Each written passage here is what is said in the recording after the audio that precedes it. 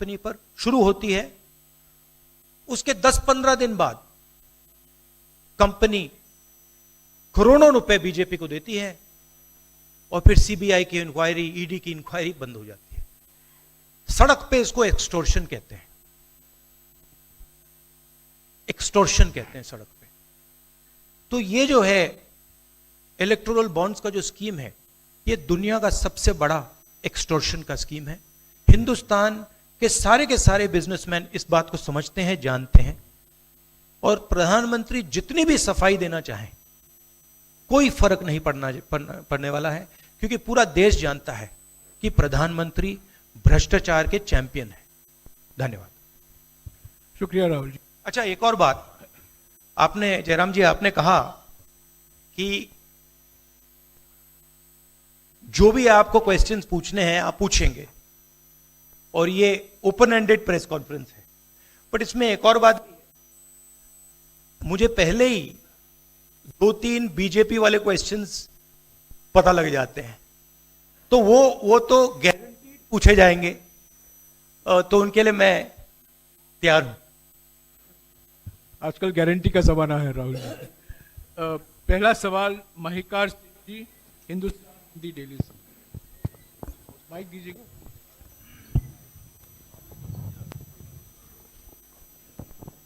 राहुल जी, स्वागत है आपका।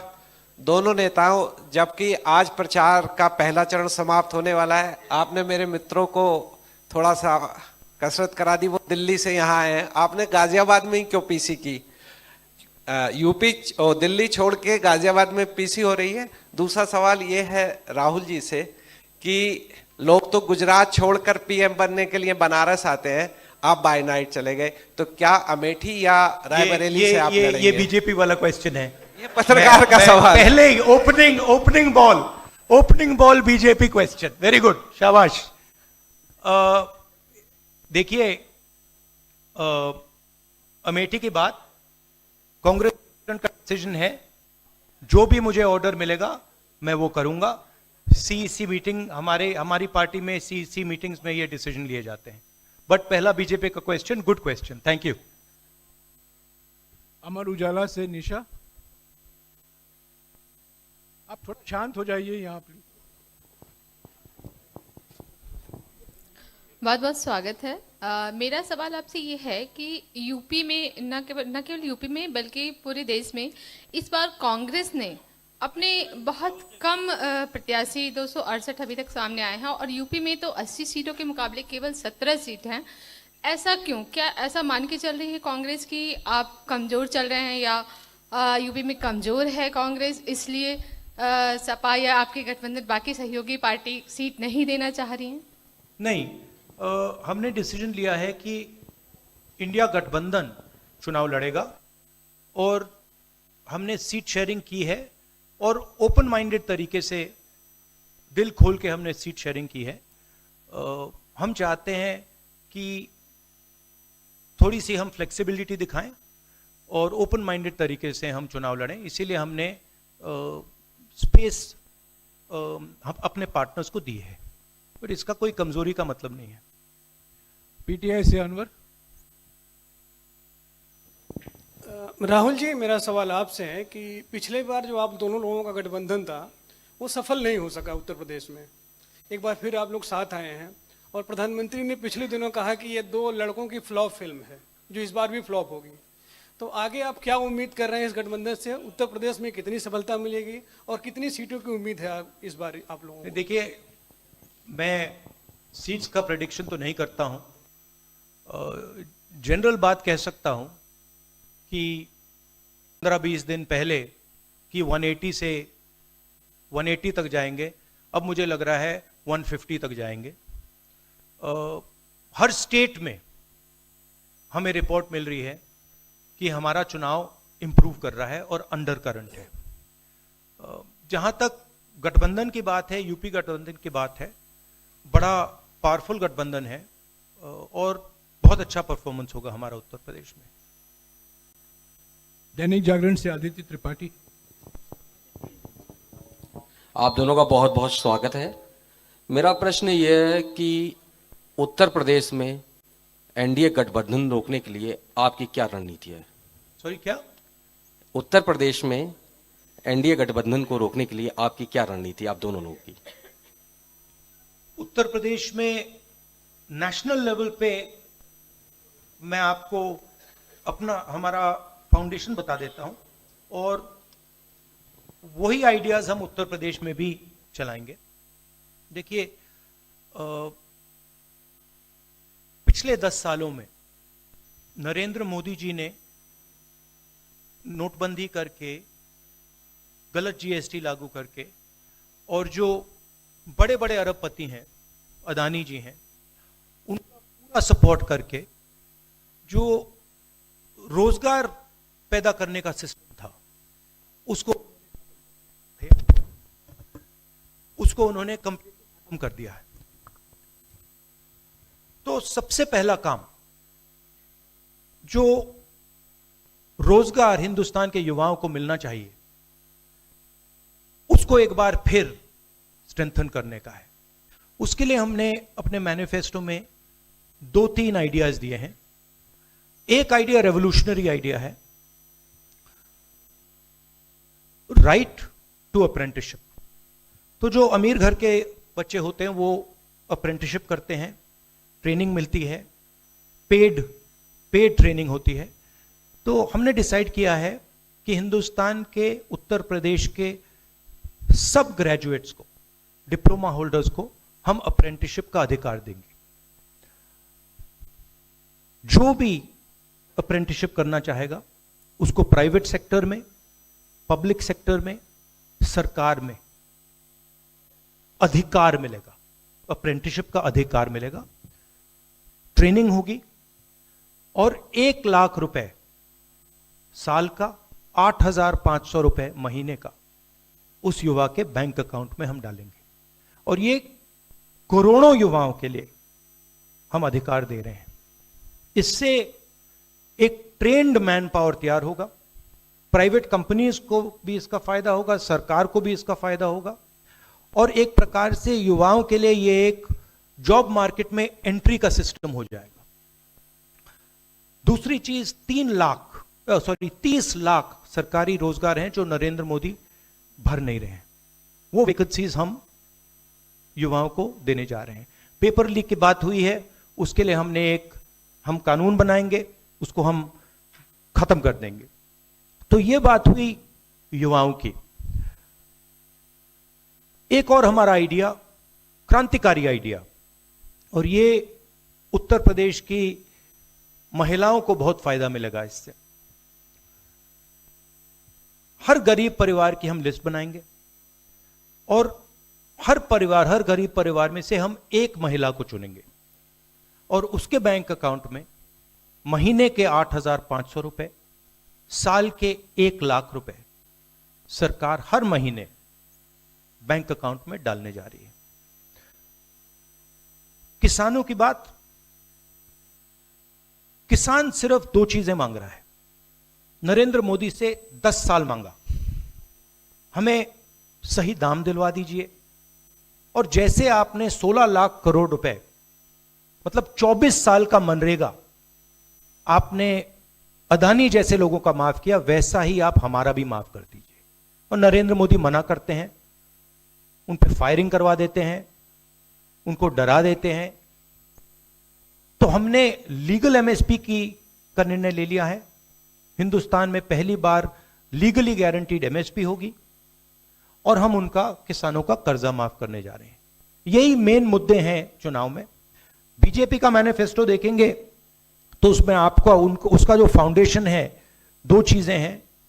एक कि वो शायद 10-15 साल बाद ओलंपिक गेम्स इंडिया लाएंगे, और दूसरा 1 या 2 व्यक्तियों को वो चांद पे पहुंचा देंगे। तो ये बेसिकली चुनाव चल रहा है। शुक्रिया राहुल जी। अगले 3-4 सवाल आप कृपया अखिलेश जी से पूछेगा। एएनआई से शालिनी।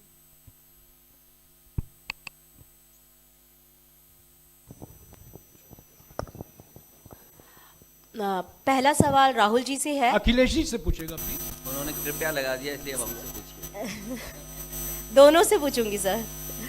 पहला सवाल राहुल जी से है, जैसे कि पीएम ने कहा है कि मैं देश बचा रहा हूँ, लेकिन इंडिया अलायंस जो है वो परिवार बचा रहा है। इस पर क्या कहेंगे सर? और जो दूसरा सवाल सेकंड बीजेपी क्वेश्चन।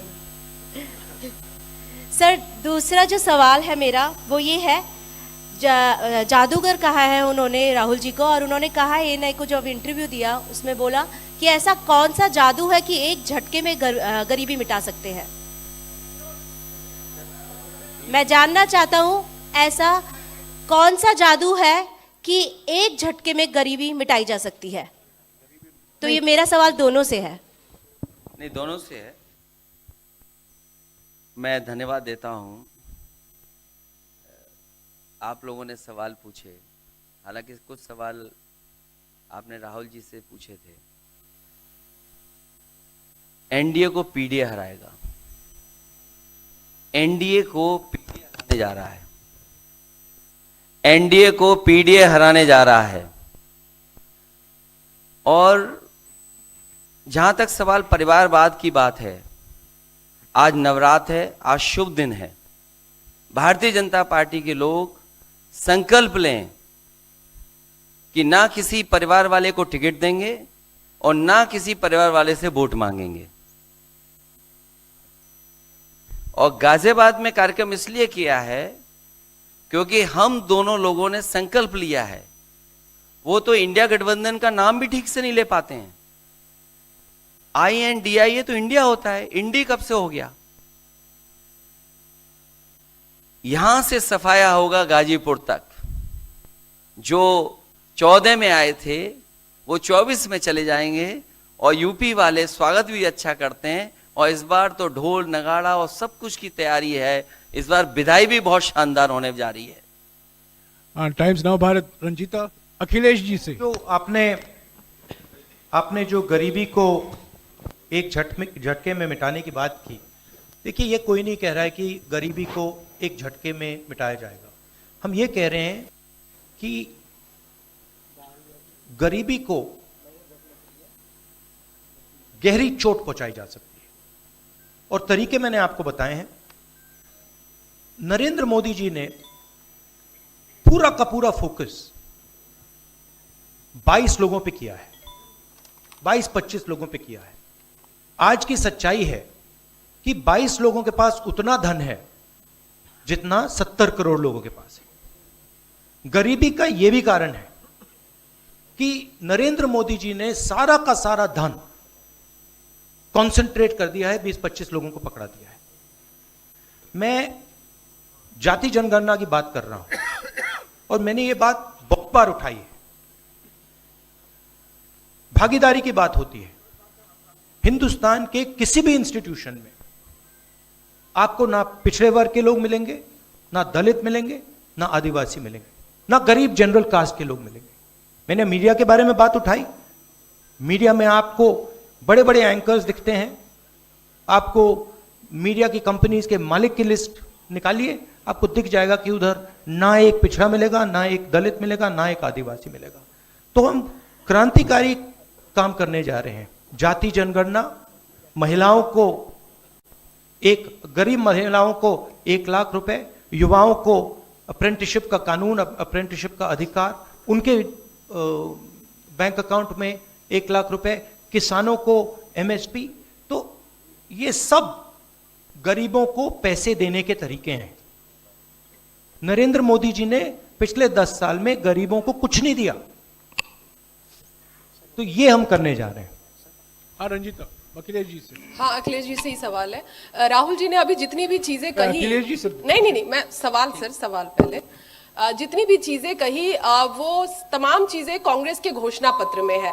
क्या इंडिया गठबंधन का अपना कोई साझा जो है वो मैनिफेस्टो होगा? अखिलेश जी, क्या जो राहुल जी कह रहे हैं क्या वही तमाम चीजें सपा की भी है या सपा कुछ अलग भी घोषणाएं कर रही है चुनाव में?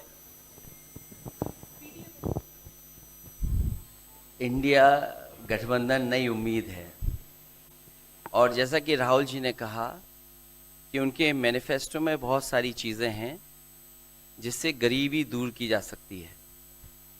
उसी से जोड़ करके मैं ये कहना चाहता हूँ कि जिस समय हमारा देश का किसान खुशहाल हो जाएगा, जिस दिन देश के किसान को अपनी लाभकारी मूल्य मिलने लगेगा फसल का। और मैं समझता हूँ जितने भी राजनीतिक दल हैं और खासकर जो इंडिया गठबंधन के साथी हैं, वो ये बात कह रहे हैं कि हम एमएसपी की गारंटी देंगे या किसानों को लाभकारी मूल्य देंगे, और जिस दिन भारत सरकार किसानों की आय बढ़ा देगी, गरीबी दूर होना शुरू हो जाएगी। और मैं कई मौकों पर कह रहा हूं कि जाति जनगणना भी एक हमारा मुद्दा है। बिना सामाजिक न्याय के, बिना जाति की गैर बराबरी खत्म किए हुए हम अपने समाज को आगे नहीं बढ़ा सकते। और जैसा राहुल जी ने कहा कि खुशहाली के लिए जाति जनगणना जरूरी है, तो जाति जनगणना, सामाजिक न्याय और पीढ़ी की लड़ाई को लेकर के हम चलेंगे। उससे गरीबी भी दूर होगी और मान सम्मान भी मिलेगा। विक्रांत, एक चीज और देखिए, ये जो हमारा मैनिफेस्टो है, ये जरूर कांग्रेस पार्टी का मैनिफेस्टो है, मगर इसमें जो आइडियाज हैं वो इंडिया गठबंधन उनकी आइडियोलॉजी के आइडियाज हैं।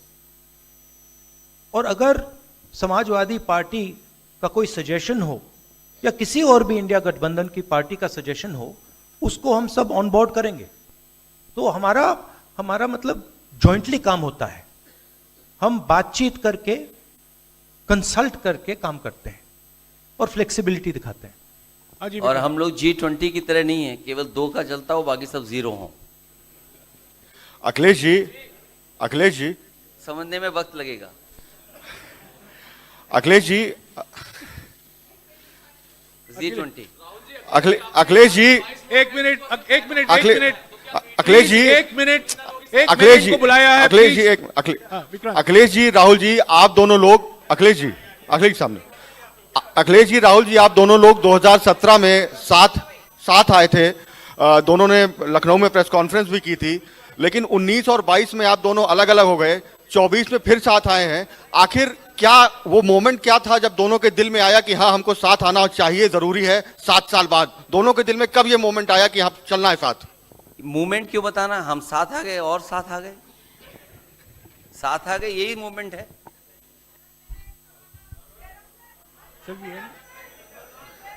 साथियों, अभी दोनों नेताओं को जाना है। उसके पहले हमारा गठबंधन का एक गीत है, वो जारी किया जाएगा।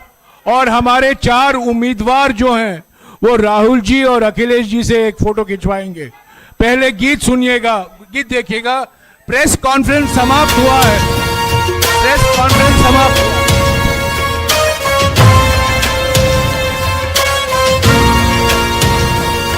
गठबंधन है ये इंडिया का गठबंधन है, गठबंधन है ये इंडिया का गठबंधन है। दिल्ली में प्रवेश की खातिर राहुल और अखिलेश की खातिर संविधान बचाना है तो वोट करो इस देश की खातिर। उम्मीद किसानों की इनसे,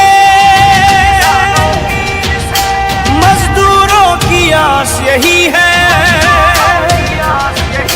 देश बदलना है इनको ही, बहनों का विश्वास यही है। जन जन की आवाज यही है। की खातिर राहुल और अखिलेश की खातिर